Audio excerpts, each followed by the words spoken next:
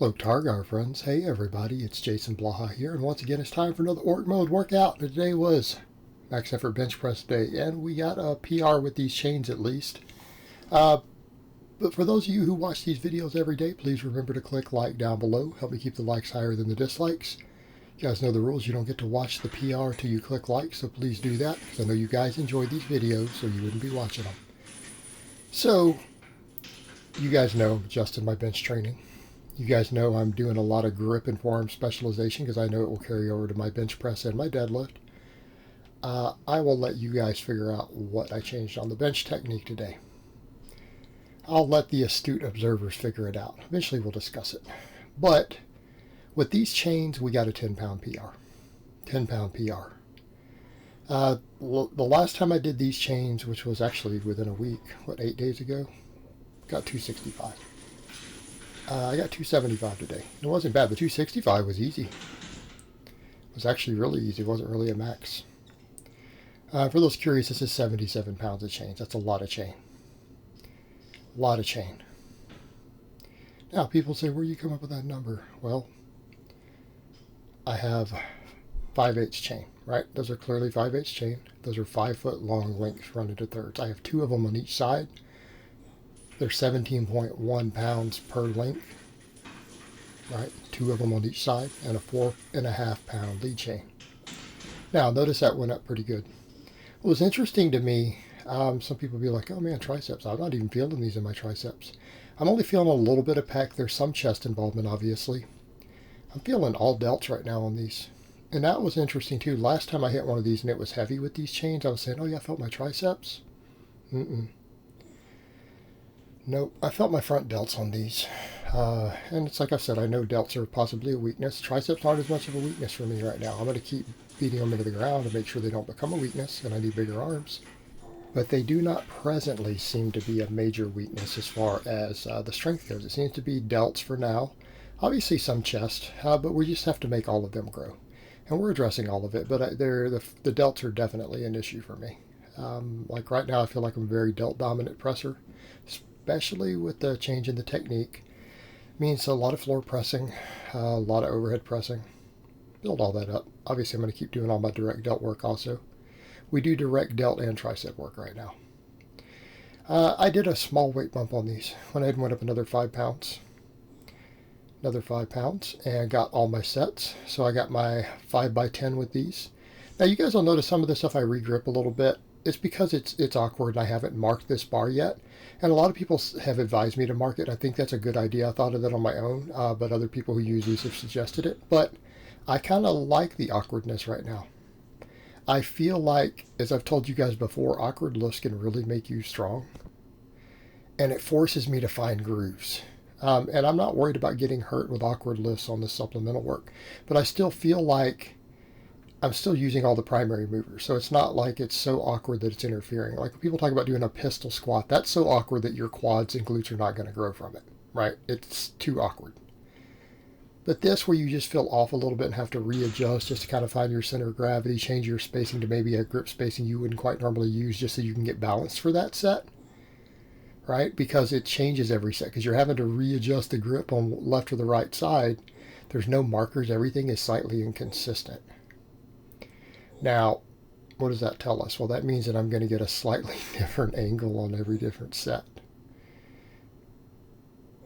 If my hand grip is varying an inch or two on every set for 5 sets on all these different lifts, you know, what does that tell us? That means we're going to get some different muscles worked. Probably lower overuse. So I kind of like it. I kind of like it. I feel it fits into the groove of the whole Orc Mode training.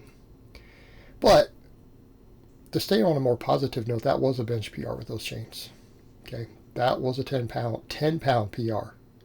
And I think it was a little faster than the 10 pounds lighter. I would need to compare them side by side, but it felt better. Okay, I'm getting more stable with my bench, more secure. That was a better bar path. I feel confident about this, both this training and the extra grip strength and the adjustment and some things I'm doing with the bench. This is going to work. And I think particularly now that I'm finding ways to keep my shoulder health better, I'm realizing, look, I'm a close and medium grip bencher. close grip pressure on everything. Let's just build all the appropriate muscles, overbuild them. Obviously, we care about pecs. That's why we're doing all this floor pressing. 5 sets of floor press for high reps, done 3 times a week, is 15 sets for chest. Okay, not like my chest is being neglected, plus the heavy singles. So I don't want people to say I'm not training chest. This is chest work. But delts and triceps and forearms. I mean, the forearms count also too, but really the primary movers here. I need to overbuild my delts and my triceps. Stick with the closed grip benching and get it up as strong as I can. But I feel like we're on the right path now. And a lot of what I was doing earlier this year was limited by shoulder fatigue, all sorts of other energy bleeds and things. Now we can get it all on board. We've identified all the weaknesses. I know what I've got to do, just like I've done on all the other lifts. Squat first, then the deadlift, identified the weak link in my deadlift, fixed it, and now everything is moving along. We're doing the same thing on bench. Make it work, guys. We got to make it all work. But we're going to keep micro-loading up all these axle bar lifts, and I'll stick with them for a while. But the upside is that if I get tired of this, I can just rotate a straight bar back in for the floor press, and I might do that because I don't know that I'm getting that many benefits from the axle bar here. I feel like I get a lot out of the pin lay rows and actually the overhead press. Floor press, I could take or leave it. I might swap the normal bar back in here soon. But as it stands, I've got a floor press either way. And of course, if those become overuse issues, we have the football bar. So I've got 3 different bars for all these lifts. And then we did the pin lay rows. I bumped these 5 pounds also. You can't see it. Versus the 10 by 10 yesterday, I went up 5. I had to regrip this a couple times. 1, to get the spacing. 2, because it was tougher. Even with the extra 5 pounds, my forearms really become a factor.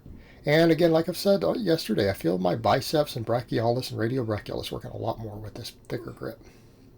So it'll probably lead to some better arm development there too. Not just the grip. But I still feel it working my lats. My lats got a good work from all this. They got a lot of work. It's just that I'm having to squeeze the bar tighter, having to pay attention to those things. There's a lot more going on. But it's not like the back isn't getting worked. And people need to remember that. And they'll say things like, oh, why would you let your grip be a limiting factor on a deadlift? It's like most idiotic stuff people could say. Just do your deadlifts. Don't worry about straps. But the same thing here. This is a case of really letting my grip be a limiting factor. Okay? This is 10 or more pounds being taken off the bar from my normal sets, which aren't particularly heavy because I go for speed on these. Yet my back is still getting worked. I'm having to squeeze harder, so they're getting more neuromuscular efficiency overall because I'm having to squeeze so much harder because of the grip training component of it. This is really your grip being a limiting factor. Okay, when you're using a normal barbell, if your grip's a limiting factor, you're just a pussy. You need to train your grip. Like I don't know what else to tell you. This is really a true case because this is so much harder to grip. But my back is still getting work. I think my back would still grow from doing nothing but this.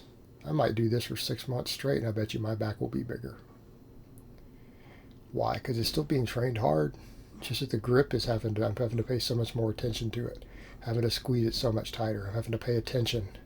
And then my forearms cramp a little bit. They throb up. The top half does. After each set. But it's all being worked. I'm just going to do a lot of volume on it. I feel like with this, I'm cutting the hammer curls out. I don't even need the hammer curls now. This handles everything I want. I can go back to just doing my band curls with a supine grip to build my biceps up, which has benefits. Yes, it can make biceps grow, but the big benefit to me, well, you guys care about your silly biceps. It's such a useless muscle. It doesn't do anything other than let you flex it. But, sorry, it's just how I feel about it. But the tendons, I've talked about that recently too. The high rep band stuff for the bicep tendons can reduce the chances of a bicep tear. We strengthen the tendons. Okay, that's beneficial. Because bicep ruptures are a real concern in strength sports. All of them. Especially awkward stuff. If you're going to lift awkward things, which, who knows, I might do that one day, who knows. It happens. Build your tendons up. Tendons that are prone to rupture is a good idea to build them, and that's a good way to do it. Then we did the press. I bumped this 5 pounds too. And I managed to get my 5 by 10 today. Last time with 5 pounds lighter, I couldn't finish the final set. I got them today. There's a little rest pausing involved. A lot of these I really went out of my way to lock them to the extent of my ability. And people need to remember it's my structure.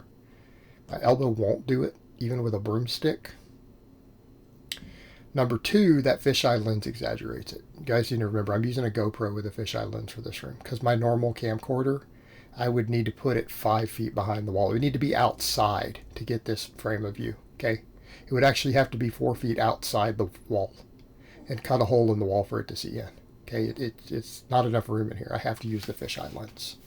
The only way I can film inside for lifting and actually get the whole lift. You guys want to see more than half of my body at a time.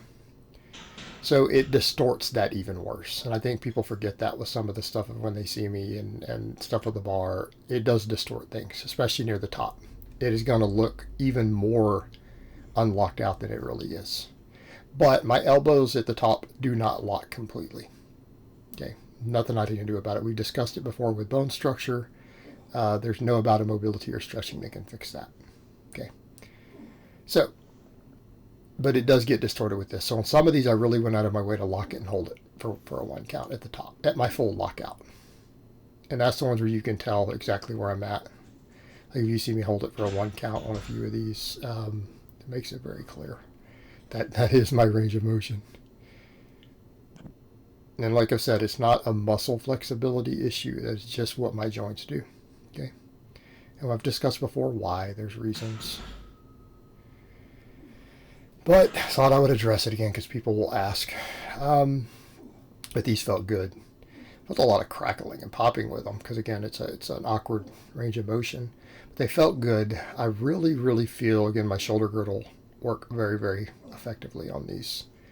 Upper chest, everything getting worked, and the triceps. That's one thing someone told me. You'll notice that with the overhead pressing, the axle bar does seem to hit the triceps sometimes a little bit more in some cases, and I do notice that. And I notice that when I get to my Skullcrushers, they're harder after doing this than they were after doing other lifts. Like this fatigues the tricep more for that particular tricep extension I do than doing dips did for the same rate of perceived exertion, right? And it's because that long head is probably being worked harder than it is on any of my other presses normally. So we're probably getting more balanced tricep work on this than I've been getting. And that works because, again, we know, and as I've said before, if it's fatiguing the form of tricep extension I do more than other presses have, that means that tricep extension is going to carry over to this more because it means those heads of the muscle need to be accentuated more to keep this lift getting stronger. Because if this lift gets stronger, my floor press and bench get stronger. Right? So, again, our small exercises can keep our progression flowing on the big exercises that we need to get bigger and stronger. And this is an all-around good form of tricep movement because it works all 3 heads. You get the stretch reflex on the long head, right? Great movement. And as you guys know, I normally superset this now with my standing lateral raises with the chains. And a reminder, someone said, why do you use chains? Because I don't have dumbbells. And once you have chains, dumbbells become largely obsolete. It's not that dumbbells are useless. It's that the chains can do pretty much anything I want to do with a dumbbell other than a really heavy chest press, right? And they're cheaper, they're more compact, easier to store. And a lot of times they serve the same role. Like, watch this. The same thing as doing a dumbbell. Especially if you're not unloading. If you're unloading them on the floor, it can give you a different strength curve. And I could unload them. I could add more chains and undo a bunch of those links further down and let them drop. Because those chains are pulled into thirds. Those 3 things you see swinging is a third of one chain. That's a 5-foot long chain. I mean, I have tons of them. I have 120 pounds of these. Okay? Over, actually. So I could easily just do it in halves, right? I mean, I could have 60 pounds in each hand if I wanted, with it, most of it unloaded at the bottom with a strength curve. So, but really it's the same thing as a dumbbell there, other than maybe that swinging on the way down might accentuate the eccentric a little more. It doesn't matter, it's still resistance, and I just take them to failure, working the side delt and the upper traps. And my traps are going to probably keep growing. My traps are getting so much work right now. A lot of people will ask, are you still doing strokes? I don't need strokes. Look how much rowing I do and overhead pressing and lateral raises. Okay, that is an enormous amount of trap work. And that's before we talk about deadlifts. Before we talk about deadlifts. But I'm happy with the workout today. And the thing is, I'm going to keep doing all the chain and band stuff. And people would say, well, how does that carry over? Because if I get stronger and stronger at the bands and the chains, it goes to my raw bench anyways. And the floor press will build the bottom. Right? I'm building the muscles that pop me out of the bottom anyways. But what you need to remember, let's say that your chain benching goes up. Let's say you're using 3 different chain benches. I don't know, 50, 60, and 70 pound chain benches, right? That's your 3 different chains. If you, over time, add 15 pound PRs to all 3 of those, your bench will go up 15 pounds. Okay? That's what people need to understand. That will be a direct carryover. If you consistently PR several times over time on each of your chain weights, in other words, if you normally do 250 on a chain weight and you get to 260, then 265, 270 plus the same chain weight, and then you go test your flat bench will probably be up 15 to 20 pounds. But I'm doing the chains for, again, the overload at the top to get used to handling the heavier weights, just like we did with the squat, and I'm still doing with squatting. It gets you used to holding that heavier weight. It gets you used to that eccentric to where you feel a weight that's heavier than your 1 rep max coming down on the way down. Okay. The idea is that we are overloading the feeling. It's not like when people say, oh, overload and do it partial, because we're doing full range of motion. We still have a lot of resistance at the bottom. You know, and those reps we still have, when we get to the bottom weight, you know, we're still possibly 90% or higher of our 1 rep max. We're still real heavy out of the bottom. It's just at the top, and what we're having to hold in our hands or have sitting on our back exceeds our 1 rep max. It gets you used to handling those weights. And we have to deal with the acceleration end of pressing or squatting or pulling against it near the top. Okay, so we learn to follow through and be explosive. But there's multiple things going on, and they're fine. And because we can rotate through them, we prevent overuse injuries. It lets us max out more often. And that's what people need to remember also. People say, you can't max out all the time. Well, yeah, you can. You can't max out on a standard back squat all the time. You can't max out on a standard classic bench press all the time. That's true. You do change variations, your overuse issues go down dramatically. Very, very quickly. So yeah, we can do that. But the point is, PR today. Adjusted some stuff in my technique. Building all the muscles involved. Getting everything bigger, stronger. Getting used to handling the heavier weights. Bench is going to go up now. Just like we watched my squat. Because we've seen my box squat at this point, inside of a year, my box squat, raw box squat, climbed 82 pounds. We know my back squat is up a ton. Okay. We know it's up. Everything's up. All right, we need to do the same thing on the bench. We need to put 30, 40 pounds on my bench now. That's what needs to happen. And we will. Using the same strategies, same approach, hypertrophying all the weak points, hypertrophying everything, specific focus on weak points, rotating the max effort lifts, and addressing everything and overbuilding the muscles that we know are going to contribute. You know, and I don't think anyone has ever said to, you know, a lifter either, oh, you look worse for building bigger delts and triceps, okay? I think if I trim some body fat here later, and at some point this coming year, I'll trim some fat back off, right? I've already said that. I'm not going to give a time frame, though, because if I give a time frame, people are going to try to hold me to it, and I'll change my mind on time frames, so why do that? I give people ammunition. When I'm big enough and strong enough, I'll trim a few pounds of fluff off. We'll do a little cutting, a little short one. But, you know, arms and shoulders and everything get bigger, and then I trim fat. It would make me look worse. We got to keep getting stronger, guys. We have to keep getting stronger. And we can and we will. All right, guys, well, that's really all I have to say on that today. I hope it's been informative, and I will talk to you guys next time.